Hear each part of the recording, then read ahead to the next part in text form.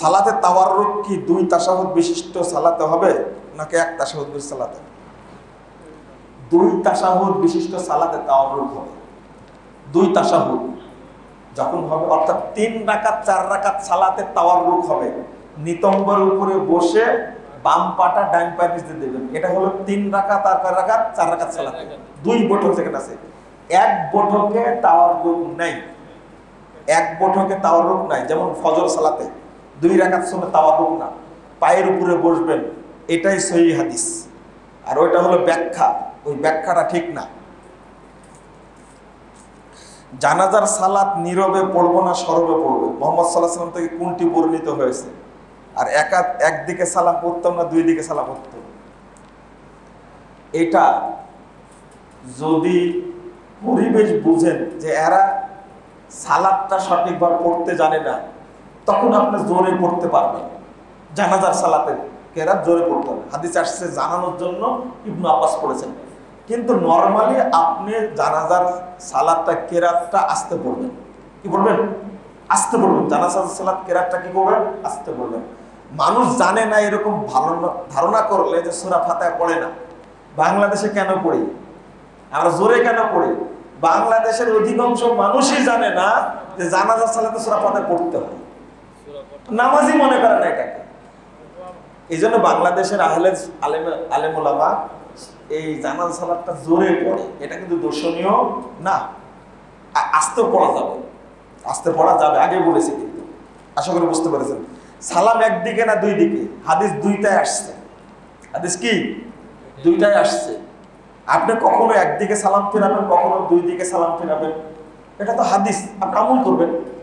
তবে 2 দিকে সালাম ফেরানোর হাদিস বেশি আসছে।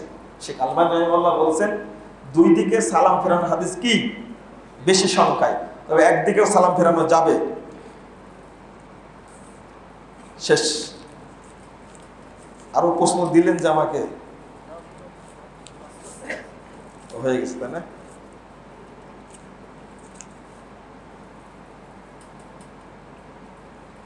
ও আছে আছে। এখন মহিলারা বিভিন্ন কোর্স করান অনলাইনে বা সরাসরি, যদিও মহিলা বুরকা নেকাব পরা, যদিও সেখানে ছেলেরা উপস্থিত থাকে, এটা কি বৈধ? অনলাইনে পড়ায়, মহিলারা পড়ায় না, মহিলারা পড়ে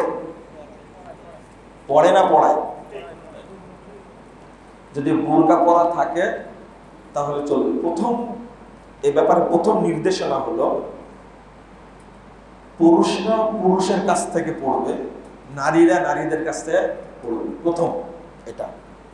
যদি একান্তই কোনো শিক্ষিতা কোনো নারী পাওয়া না যায়, তাহলে পুরুষদের কাছ থেকে দার্স শুনতে পারবে।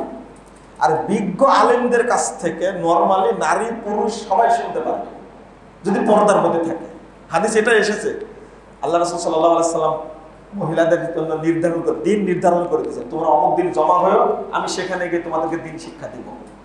এই হাদিস থেকে প্রমাণ পাওয়া যায় যে নারীরা একত্রিত হয়ে একজন পুরুষের কাছ থেকে দিন গ্রহণ করতে পারে, কোনো সমস্যা নাই। তো অবশ্যই পর্দার মধ্যে, অবশ্যই কিসের মধ্যে? পর্দার মধ্যে।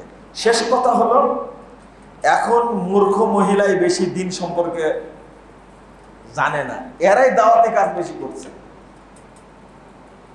দাওয়াতি কাজ করে, তালিমি বৈঠক করে এরা। এই যে বুবুরা যে সর্বনাশটা করে, আস্তাগফিরুল্লাহ নাউযুবিল্লাহ, এরা অজ্ঞ। এদের পাল্লায় আপনারা পড়বেন না, এদের থেকে দূরে দূরে থাকবেন। বরং এখন অনেক ভালো ভালো বই বের হয়েছে, যেইগুলো দেখে আপনারা শিখতে পারবেন। আর ইমামদের কাছে সরাসরি জিজ্ঞেস করেও আপনারা সেগুলো জানতে পারবেন। কিন্তু মূর্খ মহিলাদের পাল্টে পড়বেন না, আশা করি। জাযাকুমুল্লাহ খায়রান ওয়া বারাকাল্লাহু ফিকুম।